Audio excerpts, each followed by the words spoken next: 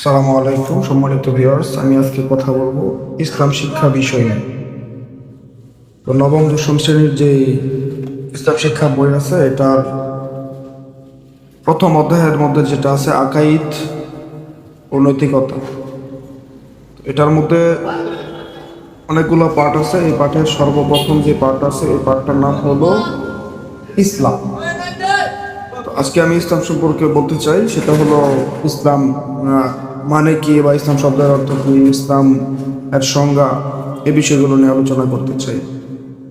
প্রথম অধ্যায় আকাইদ নৈতিক জীবন, এর মধ্যে ইসলাম পাঠটা 1 নম্বরে আছে। এই আকাইদ এবং নৈতিক জীবন এ সম্পর্কে আগে আমরা ধারণা নিই। সেটা হচ্ছে আকাইদ মানে হচ্ছে আপনার বিশ্বাস মালা, অর্থাৎ আকাইদ শব্দটি বহুবচন, এক বচনে আকিদা।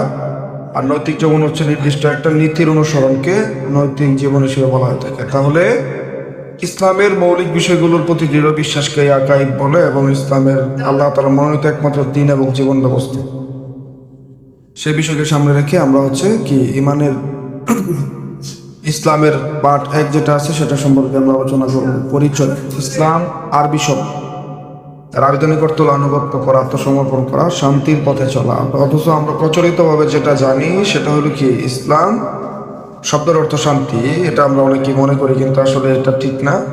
এর শব্দের অর্থ হলো কি আনুগত্য করা। শিক্ষার্থী যারা আছো তারা তোমরা এটা খুব ভালো করে জেনে নাও যে ইসলাম শব্দের অর্থ হলো আনুগত্য করা, আত্মসমর্পণ করা, নিজের আত্মাকে পরিপূর্ণরূপে সমর্পণ করার নাম হলো ইসলাম। তো এখানে দেখো বলা আছে যে ইসলাম হলো তুমি এই কথা সাক্ষ্য দেবে যে আল্লাহ ব্যতীত কোনো ইলাহ না এবং মুহাম্মদ সাল্লাল্লাহু আলাইহি ওয়াসাল্লাম রাসূল। এটা অবশ্যই মনে রাখতে হবে যে ইসলাম মানে আত্মসমর্পণ করা, কিন্তু ইসলাম পালন করলে শান্তি পাওয়া যায়।